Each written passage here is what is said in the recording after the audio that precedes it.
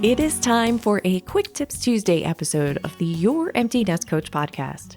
I am your host, Coach Christine, and this is episode number 69 of my podcast.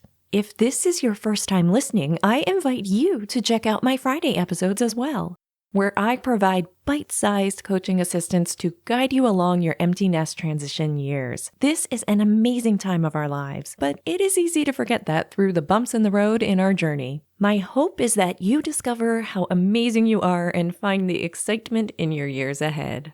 A reminder that a list of all of the Quick Tips team members and their contact information may be found on my website, youremptynestcoach.com. Look for the Quick Tips team button on the homepage. And of course, if you have a quick tip that you'd like to share with listeners of this podcast, I would love to share it with them. Or if a quick tip that has already been shared here really resonated with you, let us know. See this episode's show notes for a link to record your audio submission for this podcast. Happy recording, friend. Wait, Christine, where are the show notes? Well, that might help you, huh?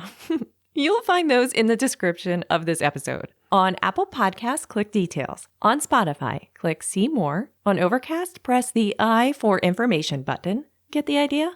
Or, of course, visit my website for full show notes with links to everything we discuss in this episode and a full episode transcript. Those reside at youremptynestcoach.com/P for podcast and 69 for this episode's number. I can't wait to hear from you. Thanks. Thank you. It's time to thank our sponsor. This Quick Tips episode is sponsored by my community, the Green Popsicle Sticks. Ready to find the GPS of your life? Then sign up for my Thursday Thoughts About email, where you will gain immediate access to the GPS Life Principles document and will receive a link to join our community. And it's all free.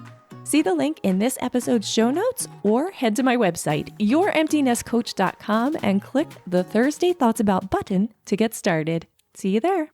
We are going to jump right into the tips from our team members. They've been introduced in prior Quick Tips episodes. If you are new to this podcast, be sure to check out our earlier Quick Tips episodes. First up is Catherine, the 5-kilo traveler. Travelling light has started to flow over into my day-to-day life. My family are noticing how I am becoming more minimalistic. My daughter heads off to college this year. In New Zealand, we say going to uni or university. Interestingly, as she has packed her gear up, she's thinking about what goes with what, how many pairs of jeans she needs, t-shirts, jumpers, and that kind of thing. Clearly, she has heard me talk about take what you need, which was my last tip. So she does take what she needs, but the rest of it she leaves right here at home. I remember when I left home, I was studying nursing, and we learned about the stages of life, including the empty nest. So I went home armed with this information and told my mother, who like me now clearly knows nothing about the world.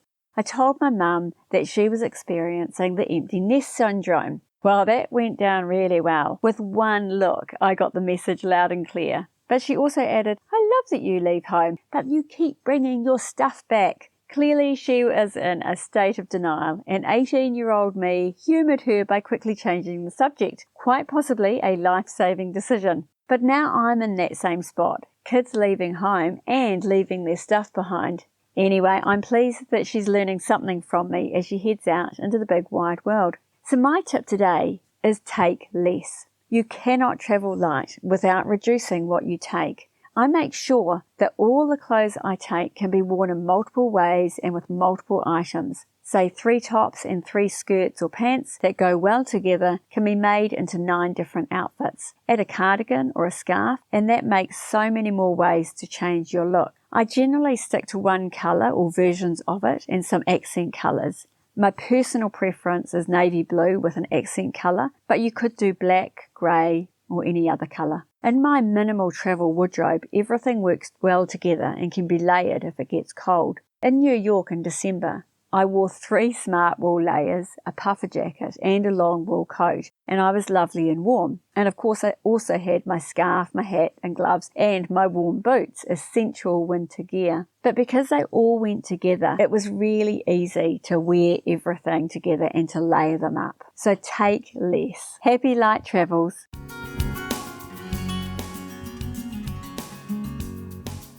Hi, I'm Deirdre from Declutter by Deirdre, a senior move management company and your host of the Magnificent Aging podcast. My tip for this month is do not accept items out of guilt that you don't want from family members who are doing their own decluttering or organizing so that they can move or age in place. Thank them for thinking of you and ask them to pass that item on to someone else. Thanks for listening. I appreciate you. Joe, our humorous observations team member, is up next.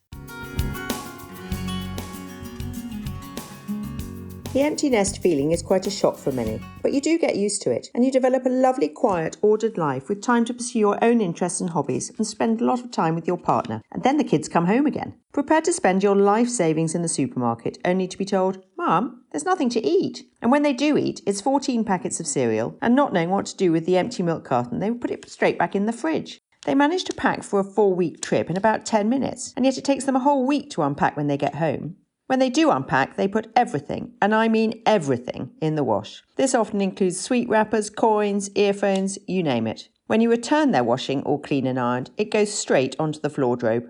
They no longer consider, "What did I just say?" as a threat, but more of a genuine question. And the TV is permanently tuned to either the sports channel or reality TV. But you know what? I don't care about any of it. Like most parents, I will do whatever it takes to make home somewhere they will come back to. But when they go again, and it's just my husband and I feel like the empty nest life is okay too. Hi, Rachel Lancaster here, midlife mentor from magnificentmidlife.com. My top tip today is to remember that we don't dismiss the coppery leaves of autumn in favour of the spring blossom. Both are beautiful, they're just different. The same applies to your beauty as you age.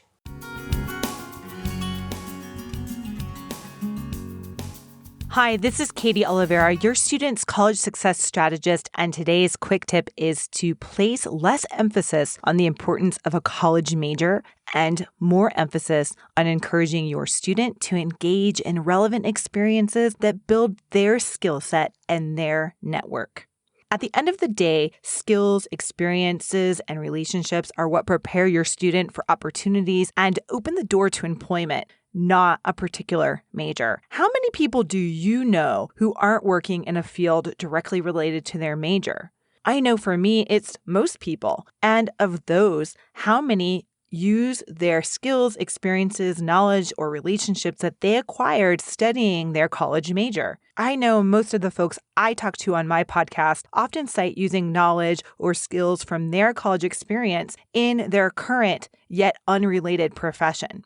What makes the major important isn't the major itself, but the major's ability to hone your students' strengths, develop your students' skills, showcase your students' talents, and connect students to a network of mentors and peers. Yes, there are still some classic professions that still require specific certifications and credentials that come with studying a specific major, like accounting, teaching, and nursing. But more and more people are preparing for professional opportunities that don't yet exist during college. This may seem terrifying, but in fact, I find it to be an exciting opportunity for your student to use their unique combination of skills, perspectives, and experience to find fulfilling and viable work no matter how the workforce changes over time. The key is not locking your student into one specific job role, but instead helping them understand what they bring to the table and using education and experience to continually personally and professionally grow and develop so that your student can pivot whenever they need to. This is Coach Christine again, wrapping up with a tip for you today about when to seek help. Do you know what takes courage? Seeking help when you need it. Sometimes we do need an impartial outsider to see what we are blocking in our life. I look at it as 3 levels of guidance. Level 1 would be self-help. This is when you are content with where you are in life, happy with your progress, and enjoying the journey you are on. Books, podcasts, chats with friends are all you need here. I see it level 2 as when you need outside specialty guidance. This is for when you are on the right path or see glimmers of it and are ready to expedite your journey ahead. You are brave enough to share your thoughts and prepared to process them with another who will, with your best intentions in mind, do the following. Provide a safe listening space for you to share. Guide you to see the speed bumps you have placed in your life. Suggest tools and resources in your journey. Encourage you to feel the feelings that come up and to question everything with love. The best outside guidance will let you know when you're ready to fly on your own in self-help, with maybe some maintenance here or there, or will let you know when they are no longer able to serve you. Should you want me to be that person for you, I of course offer an online program and text coaching. I also have the GPS Exec monthly membership, and coming soon will be the CEO of Your Life online bootcamp. In the final level I look at is level 3, and you would need professional help. This is if you can't function in life. Maybe you're having suicidal thoughts, or getting out of bed is a massive win for you regularly. This is when you should seek professional help in the form of a psychologist, psychiatrist, counselor, or therapist. Look for one who specializes in the area you need help in. Callan Olive shares more on this in episode number 23 of my podcast. Be sure to listen if you're not sure where you need to head. I hope this helps you in all areas of your life. And take level 3, that final one, seriously if you are there. You are worth it. Thanks for listening today. If you enjoyed this episode and want the next Quick Tips episode to make its way to you in your favorite app, take a moment to subscribe to this podcast. It's free after all. My next episode is titled Becoming the CEO of Your Life, Part 5 of 5. Did you hear the first 4? Are you curious? Well, I hope so. If you are subscribed to my podcast, you'll find it in your feed on Friday by 6 a.m. You can start listening to that series right now with episodes 64, 65, 67, and 68. Thanks. Thank you. A huge shout out to my GPS execs, the executive producers of my podcast. Visit my website or see my show notes for a link to learn how you may become a GPS exec, where you will gain bonus access to me and more. Thanks for listening today. If you enjoyed today's episode, please tell a friend about it. And my empty nest and CEO of Your Life friend, please remember that you are amazing.